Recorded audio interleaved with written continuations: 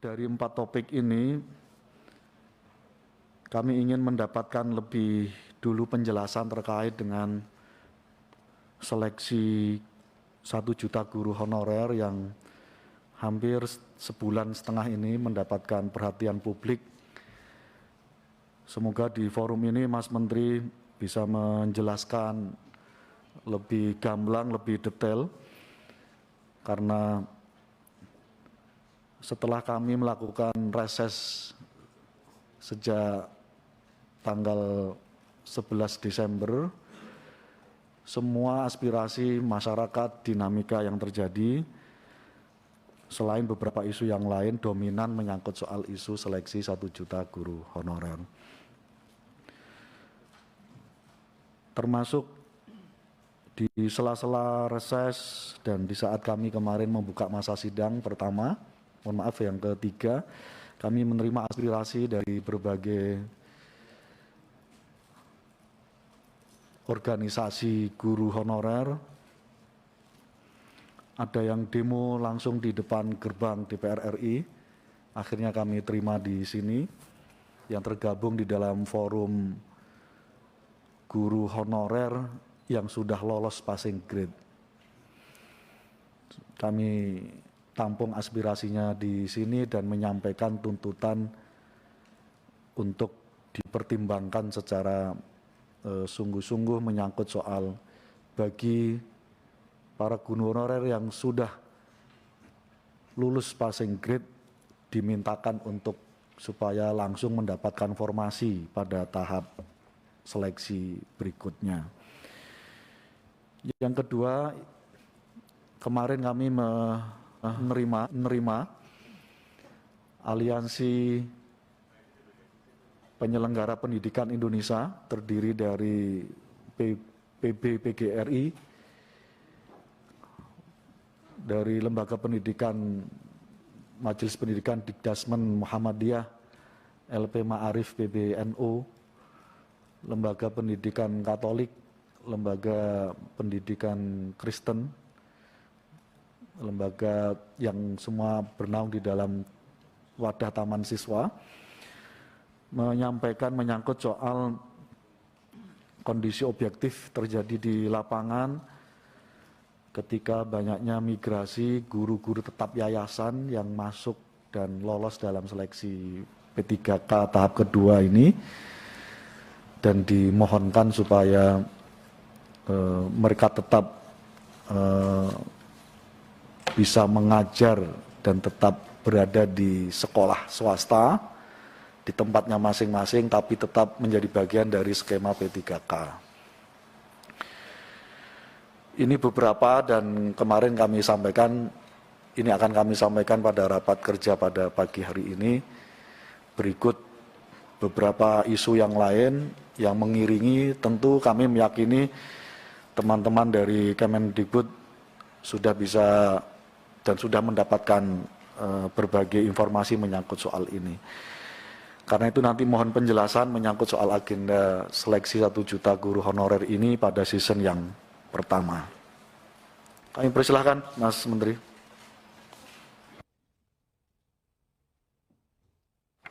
Terima kasih. Assalamualaikum warahmatullahi wabarakatuh. Terima kasih Pak Ketua, Ibu Bapak Wakil Ketua, anggota Komisi 10 DPR RI. Selamat tahun baru 2022. Walaupun kita masih banyak tantangan ke depan, tapi saya optimis tahun ini transformasi pendidikan kita akan semakin positif. Untuk topik pertama, ini akan detailnya dibahas oleh mengenai guru honorer dan seleksi P3K akan dibahas oleh Dirjen GTK, Mas Iwan. Tetapi sebelum itu mungkin saya memulai sedikit sebagai intronya. Saya rasa masyarakat juga harus mengetahui bahwa kita punya undang-undang ASN yang mengunci 2 hal dalam rekrutmen P3K ini. Yang pertama, undang-undang ASN itu mengunci bahwa baik dari pihak swasta maupun negeri harus diberikan kesempatan untuk masuk dalam seleksi guru. Jadi itu hal yang dikunci oleh undang-undang. Dan yang kedua adalah pegawai ASN harus bekerja di dalam organisasi pemerintahan. Jadi ini dua hal yang memang dikunci oleh undang-undang ASN. Tetapi saya mengerti bahwa ada dua isu besar. Satu isu yang terbesar adalah beberapa guru yang tentunya yang lolos passing grade tapi tidak ada formasi. Ada isu kedua yaitu guru-guru yang mungkin lolos passing grade tetapi kalah dengan beberapa guru swasta dari sisi ranking. Dan yang ketiga adalah isu beberapa yayasan yang kehilangan guru. Ya, ini isu tiga ini. Nah, ini akan dibahas sama Mas Iwan, tapi sangat penting untuk masyarakat mengetahui bahwa Kemdikbud mengambil posisi yang sangat jelas di sini. Walaupun ini bukan keputusannya Kemdikbudristek, bahwa ini adalah keputusan Panselnas, di mana ada beberapa pihak, posisi Kemendikbudristek, kami ada di sisinya guru honorer. Artinya apa? Kami mengambil posisi dan berjuang di Panselnas untuk bagi guru-guru yang sudah lolos passing grade tapi belum dapat formasi, kita ingin dia tidak harus tes lagi, pada saat formasinya keluar dia langsung dapat. Itu adalah posisi Kemendikbud. Satu, pertama. Jadinya guru-guru honorer di luar, para organisasi-organisasi harus menyadari bahwa Kemdikbud ada di sisi mereka dan kami sedang berjuang setiap hari untuk meyakinkan perubahan, sehingga perubahan Permen Pan-RB sehingga proses seleksinya itu bisa pada saat guru itu sudah lolos passing grade, kita ingin dia langsung dan formasinya terbuka, dia langsung dapat dan tidak perlu mengikuti tes lagi. Ya, itu yang pertama. Kita mengambil posisi yang sangat jelas untuk membela hak guru yang sudah lolos passing grade tetapi belum dapat formasi. Kedua, kami mengambil posisi yang sangat jelas juga, kami sedang memperjuangkan bahwa seluruh proses rekrutmen ini kami ingin pastikan memaksimalkan afirmasi dalam bentuk apa? Afirmasi dalam bentuk kesempatan terbesar dan prioritas bagi guru di sekolah induknya. Itu adalah perjuangan kedua kita untuk memastikan dan memaksimalkan bahwa kita memberikan kesempatan terbesar dahulu bagi guru-guru honorer di sekolah-sekolah negeri di sekolah induknya dia, sehingga dia bisa mendapatkan kesempatan terbesar. Jadinya ini adalah dua hal yang sangat penting untuk dimengerti masyarakat dan para guru-guru honorer bahwa Kemdikbudristek hadir di sisinya mereka. Ini sangat penting. Tetapi ini adalah keputusan bersama di Panselnas. Jadi mohon dukung kami dalam perjuangan ini dan insya Allah kita akan mendapatkan terobosan, tapi kami akan terus berjuang untuk mencapai ini. Ya, jadinya sekali lagi saya mengulang, Undang-Undang ASN mengunci bahwa partisipasi dari guru swasta itu diwajibkan oleh undang-undang. Mereka harus diberikan hak karena mereka juga guru yang diberikan hak untuk bekerja. Sama seperti kalau kita membuka rekrutmen untuk masuk kementerian, harus bisa diakses dari pihak swasta juga, gitu. Itu adalah undang-undang ASN. Dan yang kedua yang dikunci adalah ASN harus bekerja di dalam organisasi pemerintahan, tidak bisa bekerja dalam organisasi swasta. Itu dua hal yang dikunci. Jadi solusi kita apa? Tadi yang saya sudah bilang, kita harus membuat proses rekrutmen P3K ini lebih baik lagi, sehingga benar-benar memprioritaskan guru-guru honorer negeri di sekolah induknya dulu, kita berikan kesempatan. Dan yang kedua, yang sudah lulus passing grade jangan disuruh ngambil tes lagi. Pada saat formasinya tiba-tiba keluar, dia harusnya diamankan formasi itu untuk mereka. Ya, itu adalah posisi Kemendikbudristek. Poin saya terakhir sebelum saya berikan kepada Dirjen GTK adalah, Bapak Ibu, di tengah berbagai macam aspirasi dari masyarakat, janganlah kita lupa satu hal dan satu angka yang luar biasa. Hampir 300.000 guru Di tahun 2021, guru honorer yang tadinya pendapatannya 400.000 sebulan, 500.000 sebulan yang sengsara dengan gaji begitu kecil, sekarang telah menjadi P3K. 300.000. Kapan itu terakhir terjadi? Mungkin saya tidak, Bapak Ibu mungkin yang bisa lebih ingat. Kapan itu terjadi? 300.000 guru sekarang kesejahteraannya terjamin, yang tadinya tidak. Jadi itu menurut saya suatu hal yang patut juga dirayakan, walaupun proses seleksi ini masih tidak sempurna, dan kita terus akan perjuangkan hak-hak guru induk, guru honorer, tetapi angka 300.000 ini tidak kecil, dan ini akan merubah kehidupan dan kesejahteraan mereka selama-lamanya. Jadi ini merupakan hal yang mungkin patut diingat juga. Dengan demikian dari saya, mungkin bisa saya berikan ke Mas Iwan. Silakan Mas Iwan.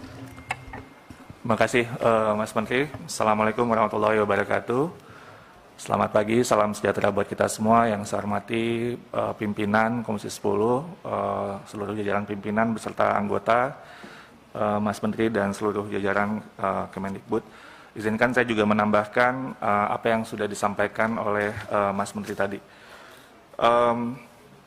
Ini hanya untuk menambahkan saja, karena sebenarnya prinsip-prinsip yang tadi sudah Mas Menteri sampaikan adalah poin-poin yang utama untuk melengkapi bahwa pertama, sejak kita memulai untuk memikirkan bagaimana ada sebuah terobosan untuk menyelesaikan isu guru honorer, Mas Menteri itu sebenarnya sudah mengambil posisi dari awal sangat jelas bagaimana guru-guru kita tidak boleh ada guru yang dibayar dengan tidak layak.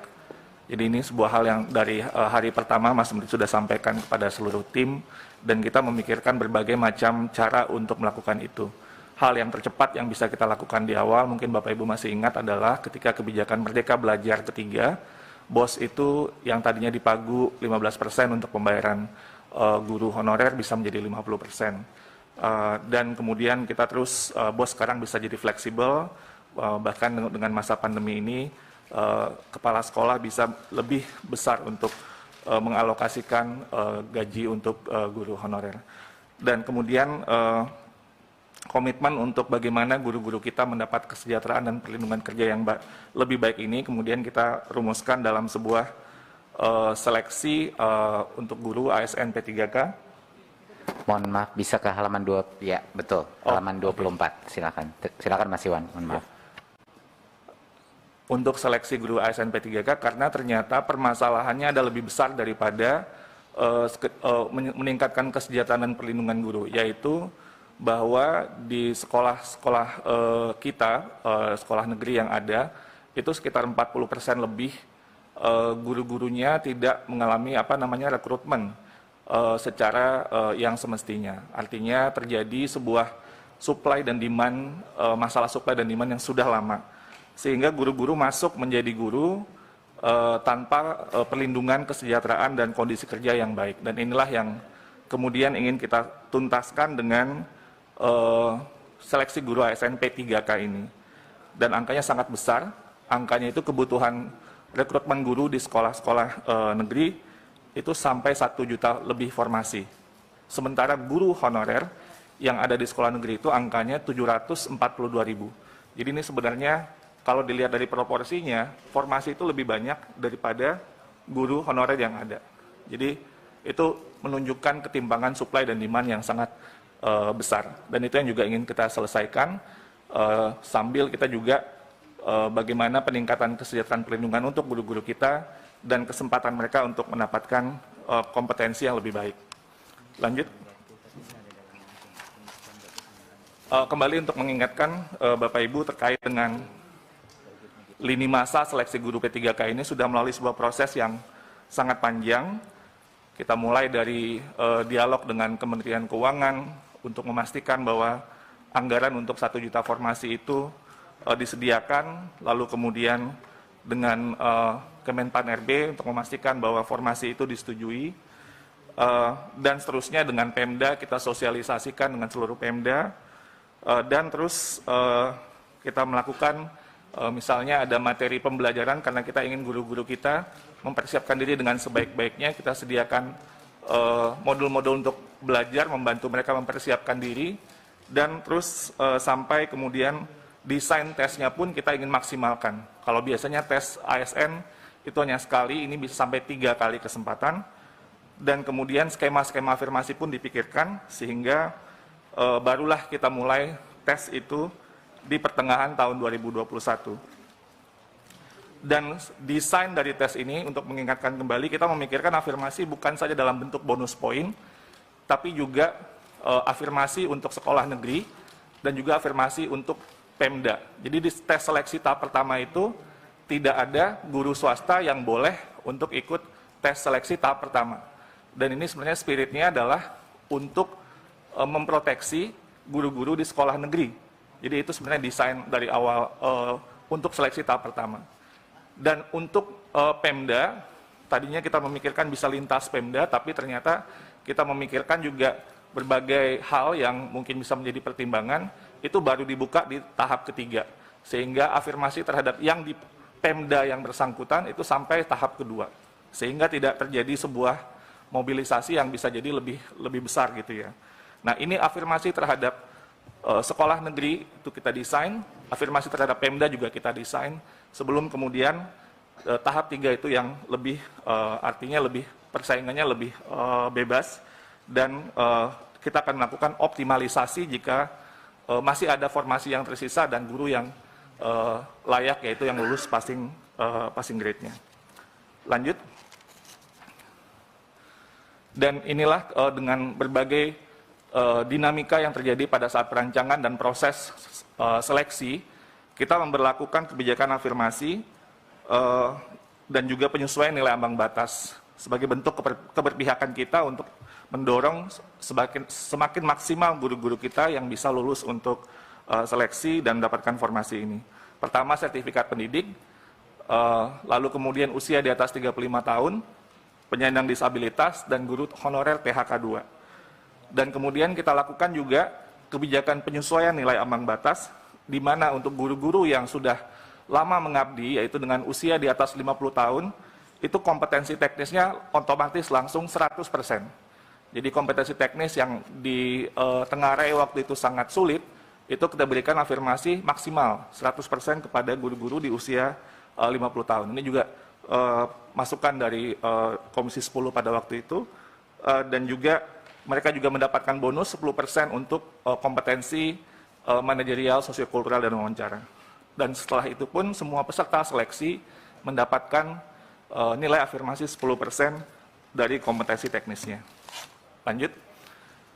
Nah, kondisi pada saat ini, Bapak Ibu yang terhormat, yang sudah disampaikan oleh Mas Menteri tadi, sudah 293.000 atau hampir 300.000 guru honorer yang sudah lulus formasi pada ujian pertama dan kedua dan akan segera diangkat menjadi guru P3K. Jika kita melihat angka ini, dari formasi yang dilamar, nanti akan saya jelaskan ada formasi yang dilamar, ada formasi yang tidak dilamar, itu sekitar 75,7%. Jadi artinya angkanya cukup tinggi dari formasi yang dilamar.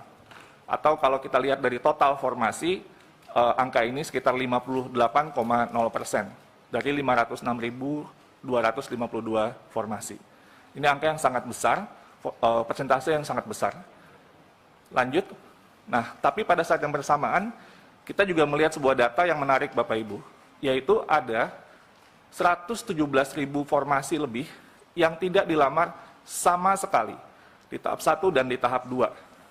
Dan ketika kita buka datanya, ternyata kita bisa melihat sebuah tren bahwa guru-guru kita tidak melamar ke daerah-daerah yang aksesnya terbatas atau terpencil, atau daerah khusus atau daerah 3T. Ini misalnya kalau di DKI Jakarta misalnya guru-guru di Kepulauan Seribu melamarnya di Jakarta Utara gitulah kira-kira ya. Jadi atau yang di daerah desa melamarnya ke kota di wilayah kewenangan yang sama, padahal sebenarnya kalau dia bersaing di formasi ini, itu mungkin bisa besar kemungkinan dia akan mendapatkan formasi tersebut. Jadi ternyata banyak, ini 100.000 ini banyak sekali Bapak Ibu, ini lebih dari 20% formasi yang tidak dilamar sama sekali. Ya ini nanti mungkin kita bisa isi dengan optimalisasi formasi. Tapi ini sebarannya juga ada per provinsi yang mungkin juga bisa menjadi perhatian Bapak Ibu sekalian. Lanjut. Nah, ini isu yang saya yakin Bapak Ibu sudah sangat sering mendengar. Tadi juga pimpinan sudah menyampaikan, kami pun juga terus dengan pengaduan, layanan pengaduan yang kami terima dan forum-forum yang kami ikuti dan juga berbagai macam bentuk komunikasi lainnya. Ada 4 isu utama dari tahap 1 dan tahap 2. Yang pertama, itu di tahap 1 waktu itu mungkin Bapak Ibu masih ingat di akhir tahun, ketidakjelasan tentang pemberkasan untuk guru-guru yang sudah lulus di tahap 1. Ini sudah jalan, ada solusi yang segera dilakukan, yaitu surat BKN untuk menjadi dasar bagi Pemda untuk segera memproses pengangkatan P3K guru-guru honorer di daerahnya masing-masing. Ini batas akhir untuk penyerahan dokumen nantinya itu kepada BKN tanggal 31 Januari 2022. Ini proses yang sudah sedang berjalan.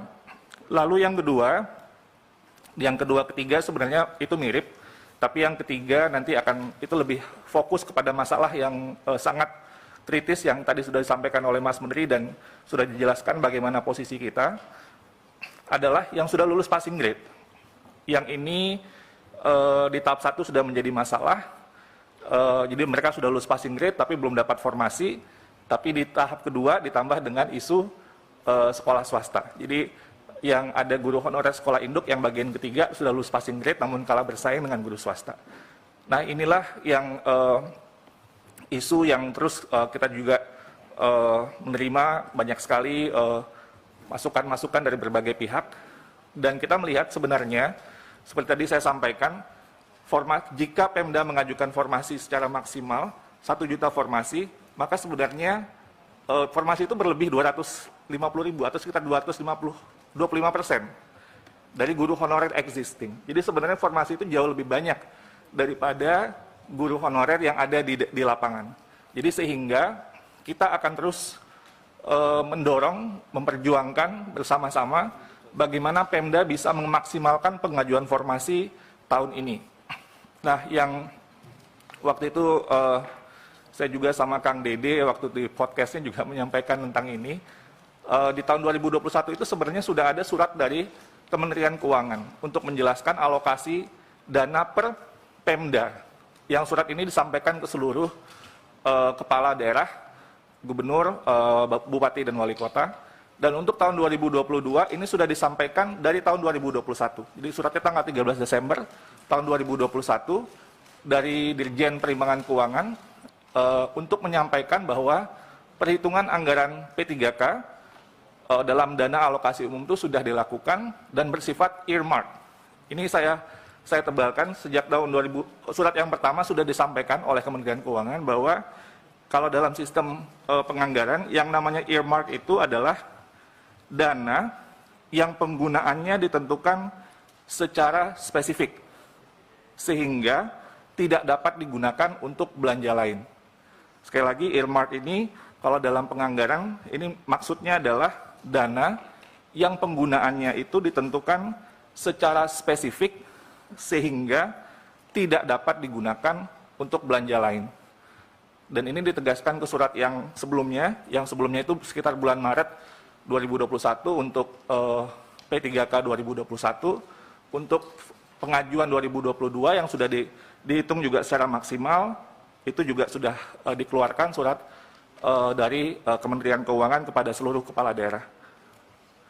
Nah, kami terus dan bersama-sama dengan Kemendagri, Kemenkyu, Panselnas untuk melakukan sosialisasi dengan semua Pemda untuk mendorong pengajuan formasi secara maksimal. Dalam forum ini juga bisa saya sampaikan, kami berencana besok Mas Menteri dengan Pak Tito, Pak Mendagri, beserta Menpan RB, Menkyu, dan Kepala BKN akan melakukan rapat koordinasi dengan seluruh Pemda, hostnya Kemendagri, dan untuk menyampaikan bahwa ini sudah dilakukan, sudah ada anggarannya, pengajuannya sudah harus dilakukan untuk memaksimalkan, mendorong Pemda, semua kepala daerah untuk mendorong mereka mengajukan formasi secara maksimal. Karena ini adalah kunci, Bapak Ibu. Kalau ini formasi 1 juta ini nggak diajukan secara maksimal, akan timbul masalah sudah lulus passing grade tapi nggak dapat formasi, padahal formasinya jauh lebih banyak daripada guru honorer existing. Jadi ini harus kita dorong terus, mohon bantuannya juga Bapak Ibu di Komisi 10 untuk mengadvokasikan ini. Dan yang seterusnya adalah tentunya seperti tadi yang disampaikan Mas Menteri, kita ingin mendorong ada segera terbitnya Permenpan yang baru. Sehingga aturan main yang baru seperti yang prinsip-prinsip yang Mas Menteri jelaskan tadi, itu bisa kita langsung akomodasi, lulus passing grade, nggak perlu lagi ikut ujian. Jadi begitu formasi yang muncul, itu mereka didahulukan dan mendapatkan formasi. Jadi itu perjuangan yang terus kita lakukan di Panselnas, dan Mas Menteri terus tentu juga mengadvokasikan hal ini. Setelah itu yang poin yang terakhir, dan ini yang juga tadi Mas Menteri sudah sampaikan, bahwa guru-guru swasta kehilangan guru-guru mereka. Kami sudah menginisiasi dialog, ya memang ada yang secara terpisah gitu ya, tapi waktu itu kita undang BMPS sebagai lembaga atau organisasi yang mewadahi berbagai macam sekolah-sekolah swasta atau badan musyawarah perguruan swasta, tanggal 6 Januari.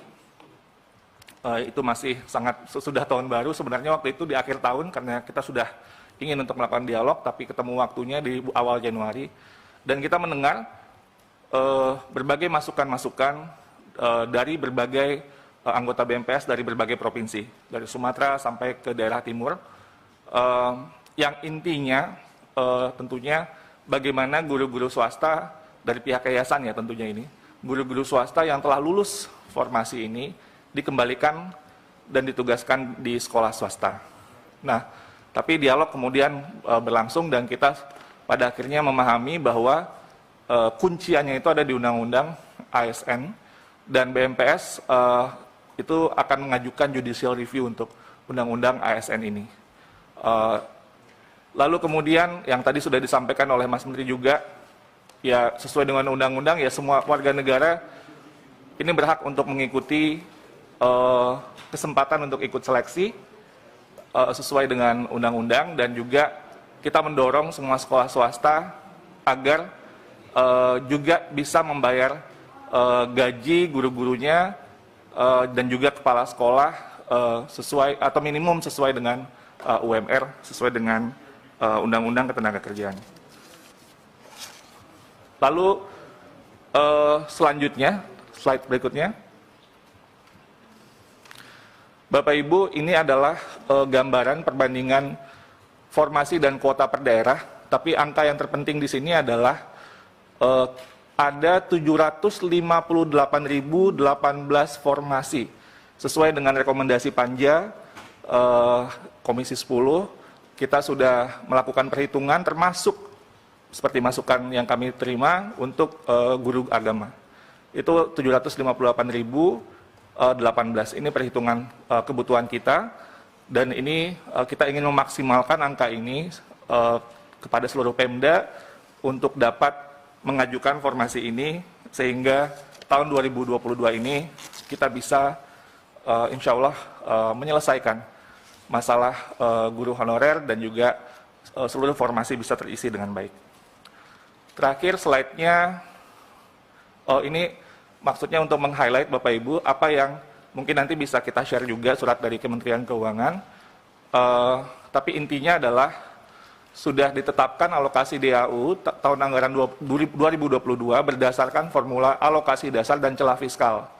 Dan yang di sini yang ingin saya highlight adalah perhitungan kebutuhan gaji formasi ASN daerah dalam alokasi DAU ini untuk gaji pokok P3K guru yang lulus 2021 itu dihitungnya 14 bulan gaji.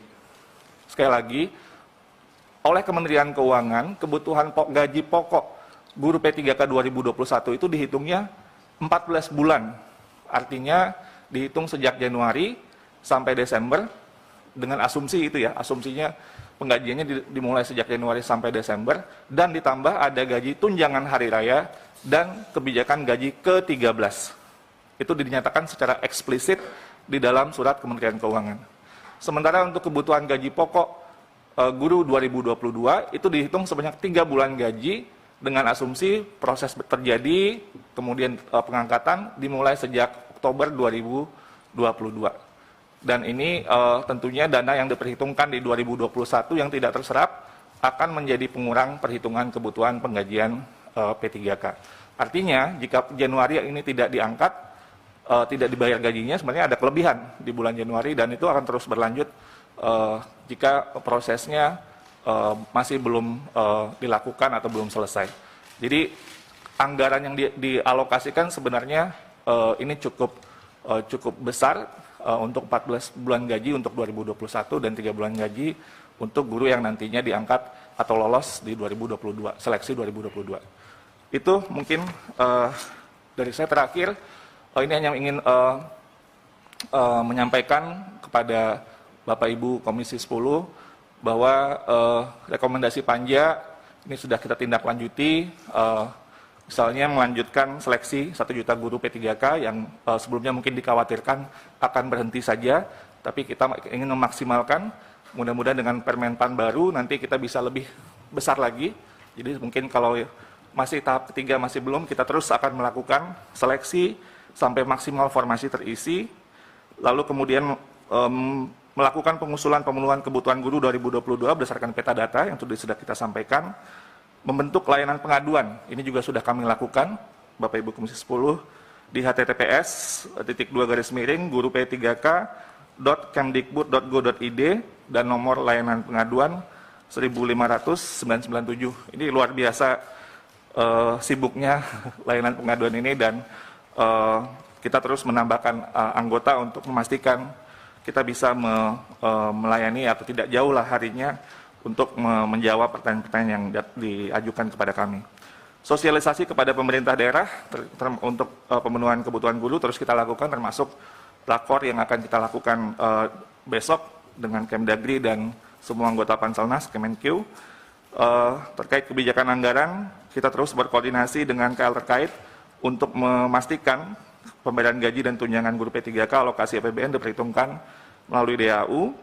Terkait dengan kebijakan formasi afirmasi seleksi untuk guru-guru PJOK, kesenian, bahasa daerah, dan TK, memberikan kesempatan yang sama afirmasi guru honorer penyandang disabilitas untuk dapat mengikuti ASN P3K, dan afirmasi nilai guru di atas 35 tahun ke atas dan 50 tahun ke atas.